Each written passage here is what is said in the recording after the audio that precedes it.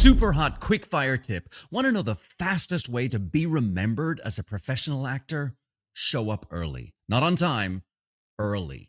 Casting directors and stage managers keep mental lists of who they can rely on. And if you're late, you're on the wrong list. Reliability is currency in this business. Hey, I'm Benjamin Howes. I've been a working actor in New York City for over 25 years. And this is the Working Actor NYC Practical, where we talk real world strategies for building a successful, sustainable acting career. Now, I don't know what they taught you in college, but here's the truth. Talent might get you noticed, but it's your professional habits that will actually keep you working.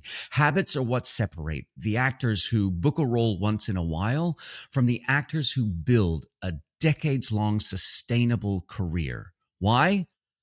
Habits create consistency, and consistency builds trust with casting directors, agents, and directors. Habits free up your creative energy so that you can focus on the work and not the logistics. Most importantly, habits shape your reputation. And in this business, your reputation is just as important as your resume. When we're talking about professional habits, we've got to master the basics. First off the bat, that means showing up early. Whether it's an audition, a rehearsal, a shoot day, or a performance, showing up early allows you to put aside anything that is not helpful to you once you open the door. Auditions can go by in the blink of an eye, so you want to use that time to your advantage. Always come prepared. For an audition, that means having your lines memorized, and for a rehearsal, that means having done all of your research before you walk in the door. That way, you are ready to play. Once all of that grunt work of line memorization and rehearsal research is out of the way. Learn to take direction gracefully. No defensiveness, no excuses. I have worked with some of Broadway's best directors, Jack O'Brien, Kenny Leon, John Doyle, and I can tell you, they want you to walk in the door with your own ideas about how to play a character, how to play a scene. But at some point, they've got their own ideas as well. So when they offer them, even if your first impulse is to think, I don't like that and I don't want to do it, train yourself to say, let's give it a try. Because you never know what that willingness is going to unlock for you. Next up, let's talk about your tools. And I want to start with your self-tape setup.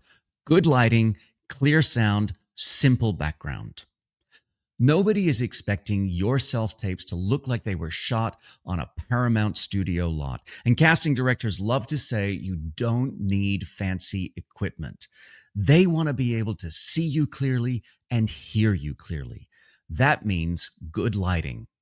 Natural lighting is awesome if it doesn't create shadows on your face. But if that's not available, a simple $35 ring light from Amazon will do the job. I'll link mine in the show notes if you like what you're looking at right now. That also means clear sound. You want to be able to record in an environment where there aren't too many distracting background noises. Let's be real. If a dog barks or a plane goes overhead, it is not going to kill your audition. But if you can't get into a neutral sound environment, it might be time to invest in a lavalier microphone that will cut some of the background noise. Again, I'll link mine in the show notes if that's of any use to you. The next habit you've got to get into is keeping your materials current, your headshot, your resume, and your reels. If you are scrambling, you are going to miss opportunities like this guy did. I missed out on a callback for a Broadway show because I do not have a dance reel, and I scrambled to put one together. I thought, at my age, who needs a dance reel? And I had to learn the hard way, everyone. The next habit is to keep your instrument sharp. That means your voice, your body, your stamina. Taking care of yourself takes care of your career.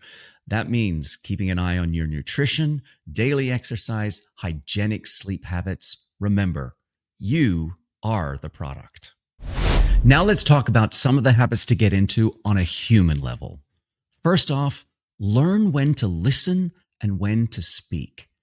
Keeping conversations balanced and taking turns makes you a good collaborator, and that can be just as valuable as your talent. Whether in rehearsal or on set, getting your social awareness in tune makes you the actor that people want to collaborate with time and time again. Network without the sleaze. The habit of genuine curiosity in people you're working with, their stories, their experiences, builds connection naturally and easily. And it keeps you far away from either what can they do for me or the deer in the headlights desperation of, I really want them to work with me. Next, build financial discipline. Learning how to budget, save, and track deductions can help you to keep saying yes to the right jobs. If you need help with this, I recommend Ramit Sethi's book, I Will Teach You to Be Rich, which I'll link in the description below. I don't always love the way he expresses the ideas, but the key concepts there will help you navigate the financial roller coaster that being an actor can sometimes take you on and help you build a sustainable career. Next up, let's talk about long game habits. First of all, stay in training. Even if you're booking, keep learning. That curiosity and open-mindedness is what keeps your instrument sharp and alive. If I ever walk into a room saying, I have nothing to learn from these people or from this experience, put me out of my misery then and there, because I believe that's when your acting starts going dead.